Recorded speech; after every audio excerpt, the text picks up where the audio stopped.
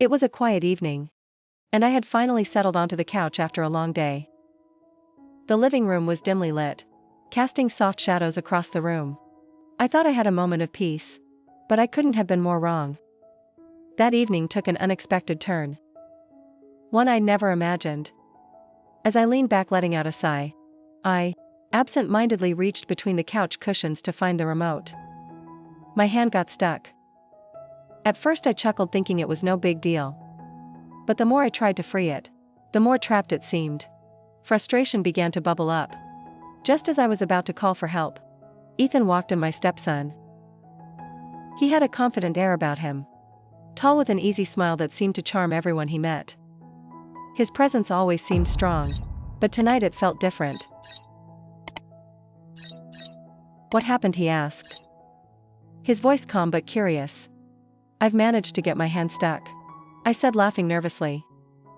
Ethan's smile widened, but there was something unusual in his eyes. A flicker of something I couldn't quite place. He walked over and knelt beside the couch, his face close to mine as he assessed the situation. "Let me help," he said softly, his tone warm and deliberate. Ethan reached out, his hands brushing against mine as he tried to free me. His touch was gentle, almost too careful, and I couldn't help but notice how close we were. The room suddenly felt warmer. His face was inches from mine, and I could feel his breath on my cheek. My heart raced, but not because of my predicament. There was an unspoken tension building between us, one neither of us dared to acknowledge.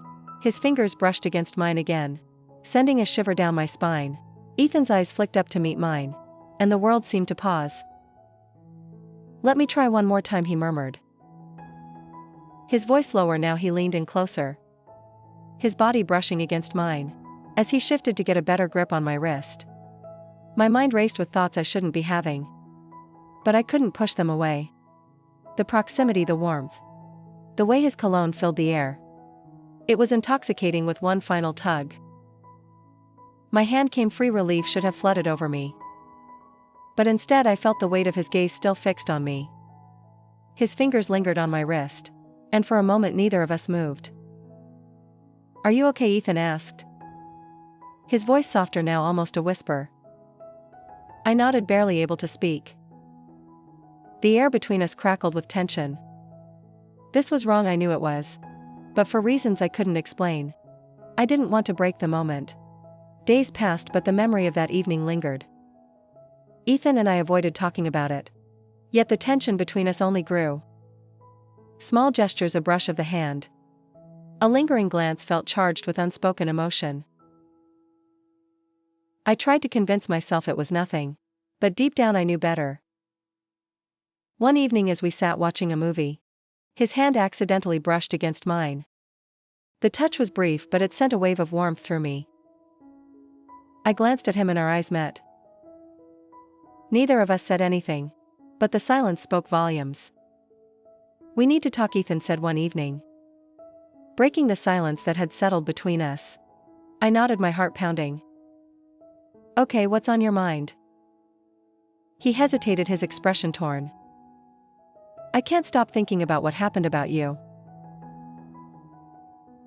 His words hung in the air, heavy and raw. My breath caught and I struggled to find a response. "Ethan," I began carefully, "on whatever you're feeling, it's not something we can act on. You're my family." "I know," he said, his voice breaking, "but I've never felt this way about anyone. I can't ignore it." I placed a hand on his shoulder, trying to steady us both. "We have to set boundaries. This can't happen." Despite our conversation, the tension didn't fade.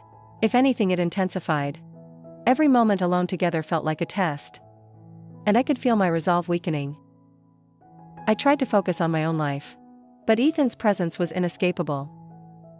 One evening after my husband left on a business trip, Ethan knocked on my door. "Can we talk?" he asked, his voice steady but vulnerable. I hesitated but nodded, "Sure." He stepped inside, closing the door behind him. "I know this is complicated," he began, "but I need you to know how much you mean to me. You're the only person who really sees me, who understands me." His words cut through me, exposing emotions I've been trying to bury. Ethan, I said softly. This isn't just about us. It's about what's right. Then why does this feel so real? He asked, his voice tinged with frustration. I had no answer because it did feel real. Too real too.